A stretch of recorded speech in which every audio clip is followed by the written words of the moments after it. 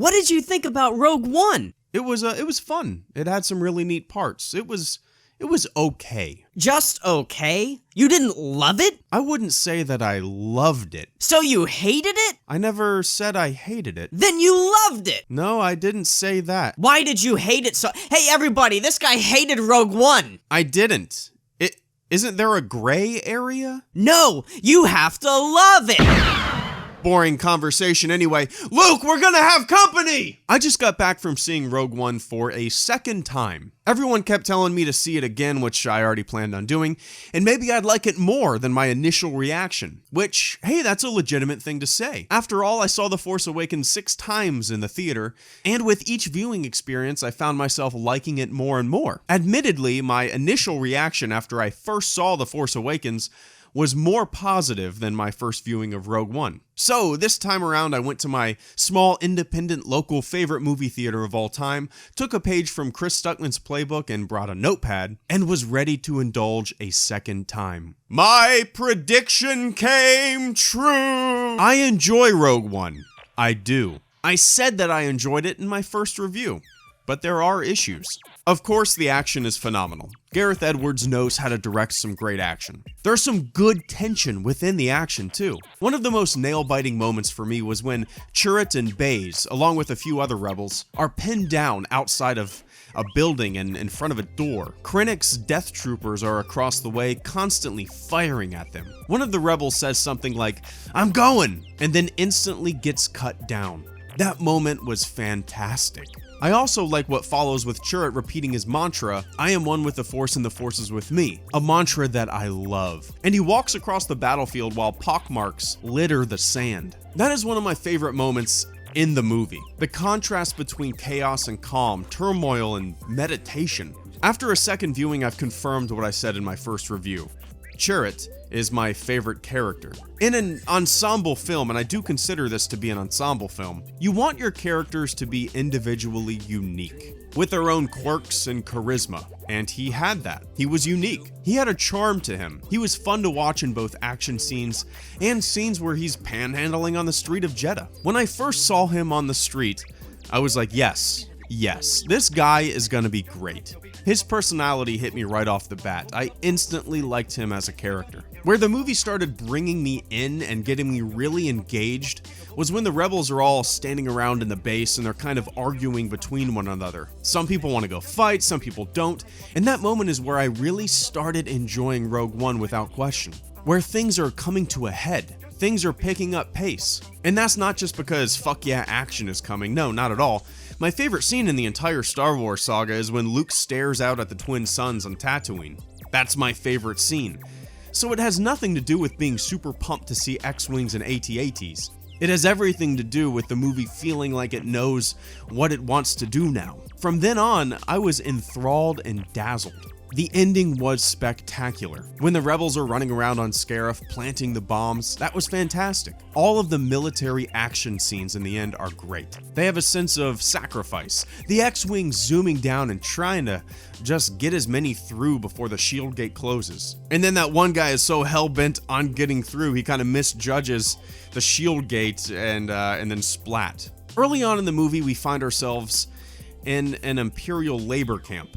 Kind of. More like around an Imperial labor camp. The text at the bottom of the screen told us we were there, but then we spend the limited time that we're there in the back of a prisoner transport vehicle. I'm in the Disney World parking lot. So much cool stuff is around me. So much to be explored. So much wonder and excitement. You won't see any of it. Trust me though, I'm in Disney World. I would have liked to see more of the Imperial labor camp that was briefly mentioned and used. I have a feeling a good chunk of this location was removed from the final film.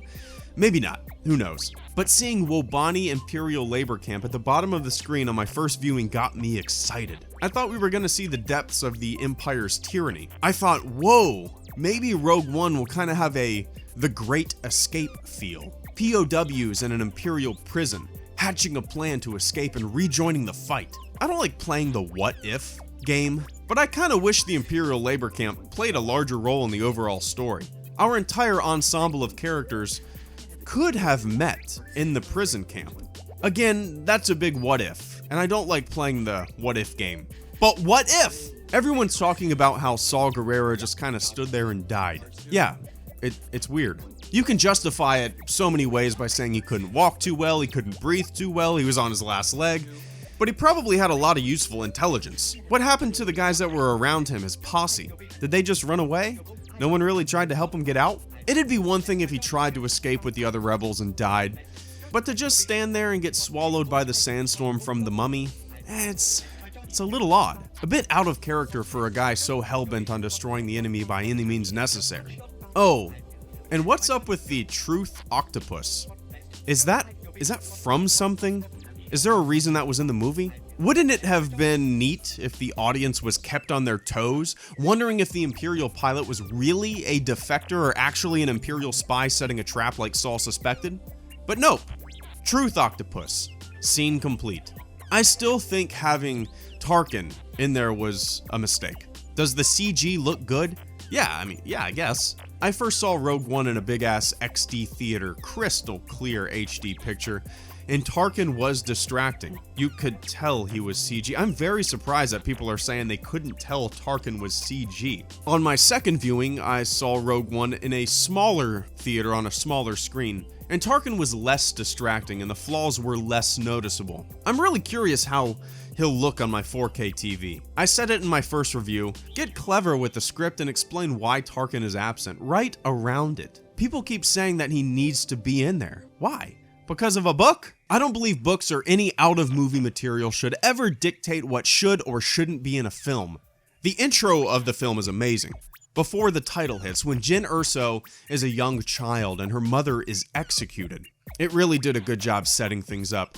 We saw the brutality of director Krennic, willing to go to any lengths to please his superiors and complete his mission. When Galen Erso told Krennic that his wife died, Ben Mendelsohn did a great job reacting to that. My condolences. Search the house.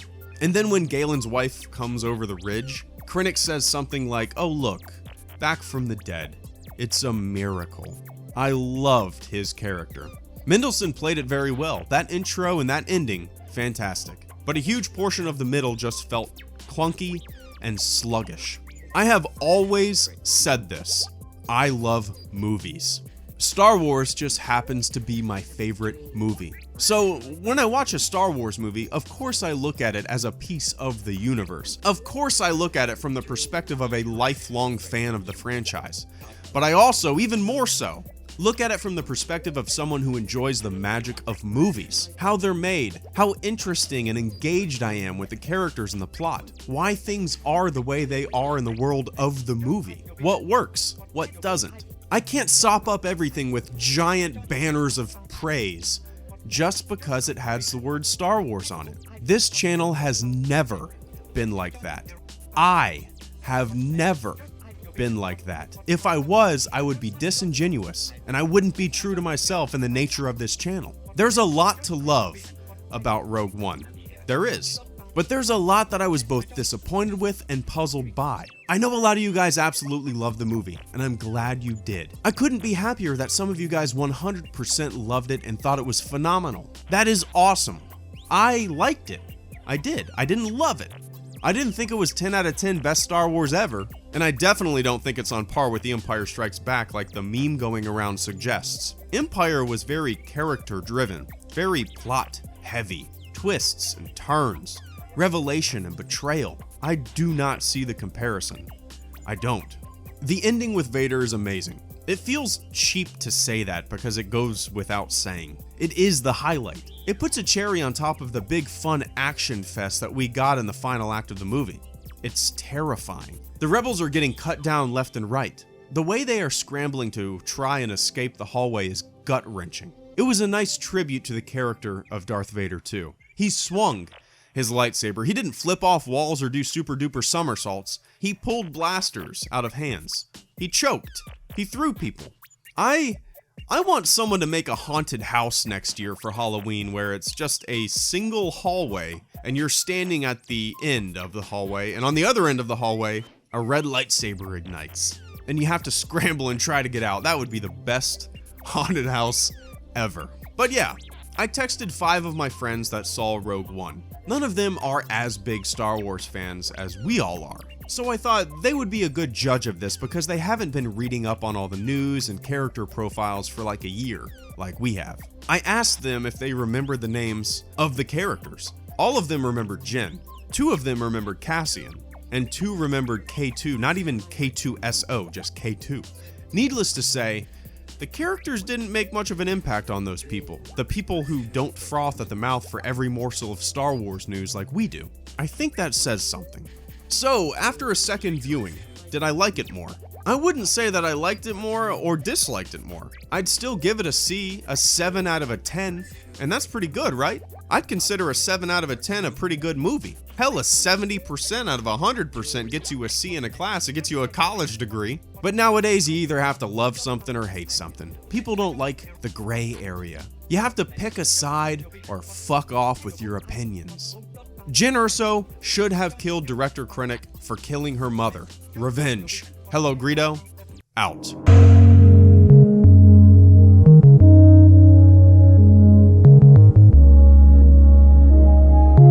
Always with you would connect between